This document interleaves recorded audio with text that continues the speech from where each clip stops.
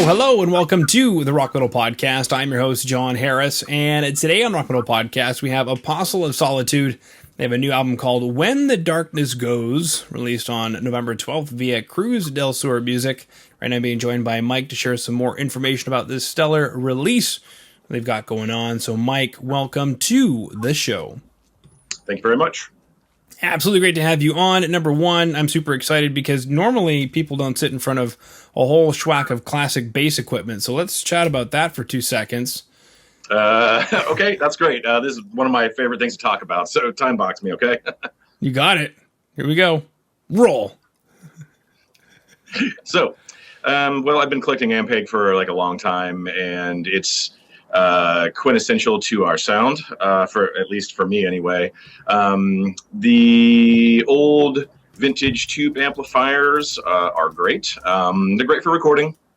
I have a hard time taking them on the road because lugging around two 140-pound amplifiers to make sure that you have a backup is not always a great idea. But so this is my personal collection behind me. It's a very small percentage of things, but yeah, it's kind of my favorite gear. It's early 90s on backward till the mid to late 60s Ampeg.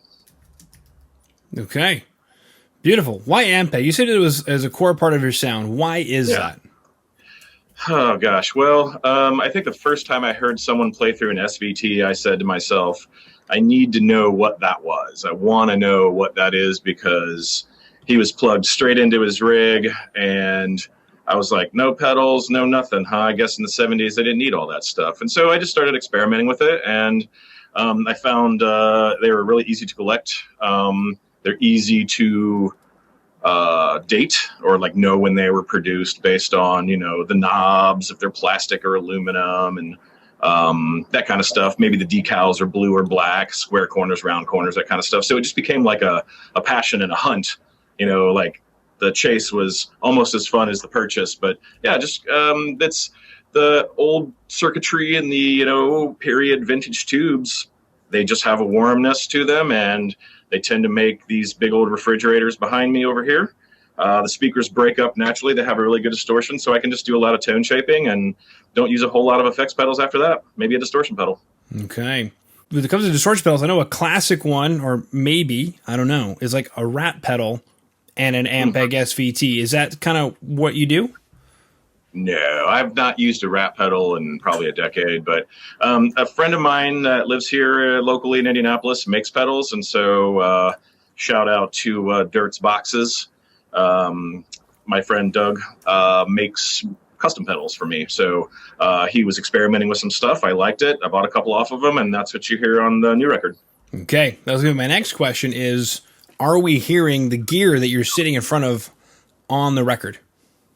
I probably not. I have some other vintage cabs that I take. I've got some, mid 70s, early 70s, 8x10s, or maybe a B15N, something like that. But for the most part, what you're hearing is a V4 or V4B. One of the two. Those are the 100-watt Ampeg amplifiers. They're tube amps, and I play mostly Fender guitars, but yeah, I'm just kind of I've got a tuner and I guess it would be a compressor sustainer, and then right into that tri-band distortion pedal that Doug made for me, and voila, you have bass from Apostle of Solitude. Wow. Now, you mentioned a tri-band distortion. What does that mean, and what does that do? So the tri-band distortion allows you to control the contours of certain frequencies like lows, mids, and highs, and then you can take those in or out, make your own mix, and then you have a volume knob, master volume knob. Pretty straightforward, simple stuff.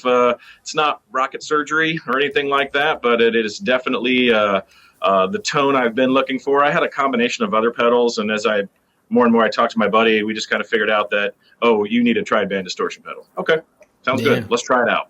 Worked out great. Okay, beautiful, baby. Now, that brings me to the guitars, because obviously bass doesn't exist in a vacuum. You've got to get your stuff to glue and gel with their stuff and glue and gel with the drums. So how do you guys talk like a great deal about that, or is it because you're so honed in, it kind of just works? I think it's a combination of both. We always start with what worked last time. And then we try to we push the envelope. We talk about it between Chuck and Steve, the other two guitarists. I don't think we spend a ton of time dwelling on it.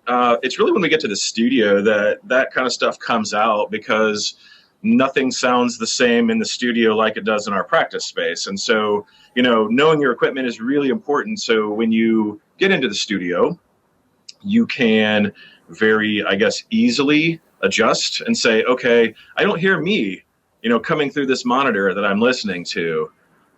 So what do I need to change about that to find my sound? And so I think when we're all in the studio, we play for a couple of hours, with our gear and making sure to have that, oh, this sounds like me again, or it's, oh, there's not enough low end in this, or somebody scooped my mid, stop it, or whatever.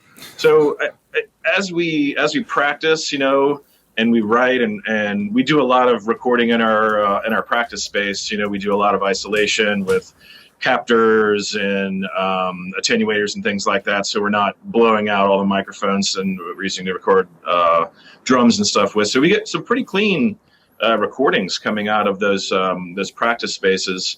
And so pretty much at the end of the day, we go into the studio knowing what we want it to sound like, and then it's a bunch of, I'd say you're not moving the big knobs anymore. You're moving the small knobs and just dialing in that sound to make sure that, your rig in an isolation room sounds like it's supposed to sound like when you're live or at your own practice space. Mm-hmm. I see. Now, one of the other things, as I just remembered, because I was listening to the track When the Darkness Comes, which has a lyric video. So everybody listening in, down below in the show notes, we have several things for you to click. We've got apostleofsolitude.com where you can head over. We've also got some videos that are on YouTube right now at the recording of this interview, When the Darkness Comes and Apathy of Isolation. And I was just checking out the lyric video for When the Darkness Comes, and I thought, man, you guys are tuned down, or something about it sounds just terribly wicked. So maybe take us through that. Is that just, are you guys in B? What is that? I don't exactly. I think When the Darkness Comes is in B. So that's my natural tuning on a 5-string. I play a Fender Jazz V. So that's my natural tuning. Chuck and Steve tuned down a little bit, heavier gauge strings. But their guitars are set up to handle that tuning. Some songs we have are in drop A, so we take that big fat B string and drop it down a whole note. But that's really it. It's just there's a lot of debate in music as to, kind of like what styles have what tuning, and it's just where we write. It's just it's where it comes from organically. I don't think that anyone wanted to do crazy tunings. We all wanted to be in something standard, just because when you're traveling on the road, nothing's worse than some weird custom setup, and then suddenly, you've got a maybe not so great show that night because you're using a backup guitar or whatever. So we try to keep things as mil-spec as we can. Mm-hmm. Yeah, that makes a lot of freaking sense. A lot of freaking sense, baby. Apathy of Isolation. I was going to make a joke about isolation, but that didn't go very well at all. So a better question for you, Mike, is this album, When the Darkness Goes, it sounds very positive. Not when the darkness comes, like that moment before you're about to go into darkness, but you're out of it when it goes. It seems very positive. Is there a theme to this album? What is this album about? Loss. Well, I want the positivity. Yep, pretty much. There is an earnestness that we try to convey in our music, and an authenticity, and it's a combination of 4 guys writing music together. And so when we write all of the music first, and we figure out what our song structure is going to go, who's doing what, when, where, and I think the lyrics often come later on.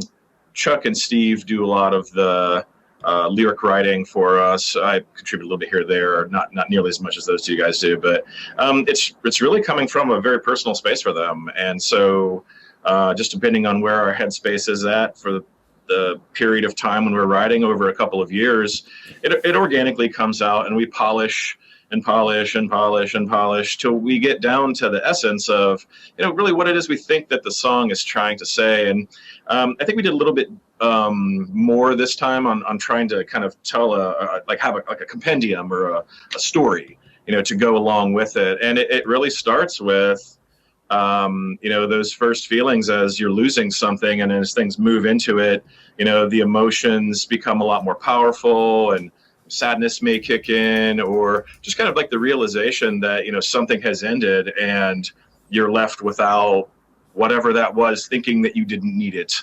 So this particular record was, we've dedicated it to Steve's parents. He lost both of his parents during the COVID pandemic. And so it weighed heavily upon all of our minds. And we really tried to talk about ourselves and maybe even convey some emotions that people could relate to later on. Be like, oh yeah, I totally identify with that, or I felt that way too, or maybe I still feel that way. So it was really a push to try to be authentic and honest about where we were emotionally. Mm-hmm. Okay. Mind me asking, was it COVID related, the loss? For sure, one. The other was it's debatable. I mean, it's a tough call, when you lose both your parents at one time, and or within a few months of one another. So right. It's a deeply personal. So there's it. Sharing some of those details is hard. I'll say that. Sure. Yeah, and I absolutely don't have to. Just figured I would ask. There may be some people who are listening in who are going through something similar and now have a deeper sense of appreciation for the lyrics, really want to dive into the lyrics. Because that's kind of a thing, maybe comment down below if you're watching. When do lyrics become important? Or some people are always lyric people. They're always reading the lyrics. Sometimes, at least for me, it's like I have to be going through something to really identify maybe a line that pops out and I go, hold on a second, maybe this song has something, deeper to it. So that's me anyway. How about you, Mike? Yeah, definitely. Personally, I have the privilege of expressing myself in a lot of different ways. And so music is catharsis, it's cathartic to be able to play and to relive those moments. I will tell you, there's a couple of songs that have very deep meaning for me and on this record, and just playing them live. And we did a short run back in August with the Obsessed and the Skull, and it was difficult to get through some of them on stage because they are deeply personal and they are emotional. And when you're reliving that moment while you're trying to perform at the same time, sometimes it's hard to put the mask on. I'll say that. Yeah. Okay. Now, is there anything about the album that we didn't chat about that you wanted to chat about? You mentioned playing some shows. That's starting to kind of bubble up in some places. Is that a little bit? The one thing that I do want to point out about this record is the amount of work that Chuck and Steve put into their vocal harmonies. It's intense when we're in the studio, and those guys work their can I say ass? They work their asses off. Mm-hmm. Yeah. You can bleep me later. It's totally cool. But the amount of effort that they put into those harmonies, vocal harmonies in the studio, they iterate on them over and over and over, and they do them 7-8 different ways. And I would say anyone who listens to this record, find those vocal harmonies, see if you can separate Chuck and Steve's voices. You can. But I think it's one of the things that really sets us apart and sets this record apart. Because we did so much of that this time. We went for, a lot more, like I said, feeling and authenticity and earnestness in the lyrics. And with lyrics like some of the stuff that we're putting out, you can't just say, singing them and having the pentameter and the style and the harmonies. Sometimes Chuck harmonizes with himself, sometimes Steve harmonizes with Chuck, and vice versa. So get a good earful of those when you're listening to those. If I could say anything about this record, it's probably one of the most important things. Okay, beautiful. And that record is available as of November 12th via Cruise Del Sur Music. When the Darkness Goes. ApostleOfSolitude.com, down below in the show notes, as well as the lyric video for When the Darkness Comes. The record will be available everywhere you consume music, Spotify, Apple Music, wherever. Mike, that concludes my questions. So thank you so much for coming on to the Rock and Roll Podcast today. Thank you for having me. I appreciate it.